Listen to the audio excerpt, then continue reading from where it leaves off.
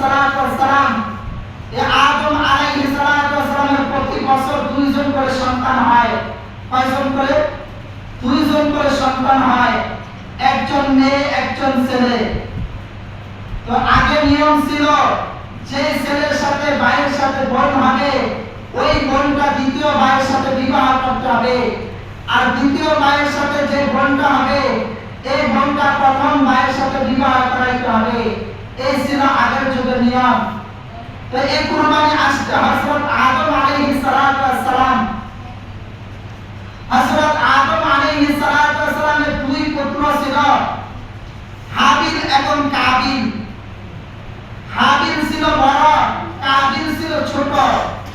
তো কাবিলের সাথে ছোট বোন হয়েছে সুন্দরী, আর হাবিল বড় ভাইয়ের সাথে বোন হয়েছে কালো।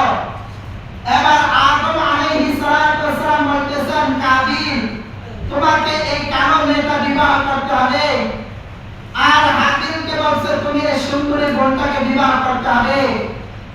এবার হাবিল রাজি হয়ে গেল, কাবিল রাজি হলো না। কাবিল বলল, না না, আমার সাথে যে বোন হয়েছে সুন্দরী এই বোনটাই আমি বিবাহ করব। চলো আওয়াজ দিয়ে বলি নাউজুবিল্লাহ।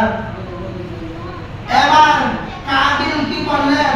বললেন যে না, আমি আমার সুন্দরী বোন বিবাহ করব, আমার বড় ভাইয়ের সাথে আমার বোনটাকে আমি বিবাহ দিব না।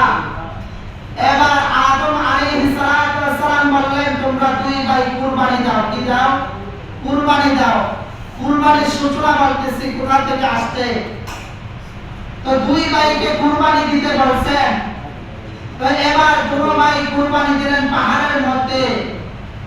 ওই যুগে নিয়ম ছিল কুরবানিটা দেওয়ার পর পাহাড়ের মধ্যে রাখতে হবে, আকাশ থেকে একটা আগুন আসবে, আগুন আইসা চারটা জ্বালায় দিবে, তার কুরবানি আল্লাহ তাআলার কাছে পছন্দ হয়ে যাবে। তো আগুন আইসা হাবিলটাকে জ্বালায় দিছে, হাবিলের কুরবানি কবুল হয়ে গেছে, কাবিলের কুরবানি কবুল হয় নাই। এবার কাবিল বলল, না আমি এটা মানি না, এই কুরবানিটা আমি এমনি দিছি, এই কুরবানি হবে না, এই কুরবানি আমি এমনি দিছি, না আমি মানি না। এবার আদম আলাইহিস সালাতু ওয়াস সালাম বললেন যে তোমরা দুই ভাই ধৈর্য ধারণ করো, আমি বাইতুল্লাহ যাচ্ছি হজ করার জন্য।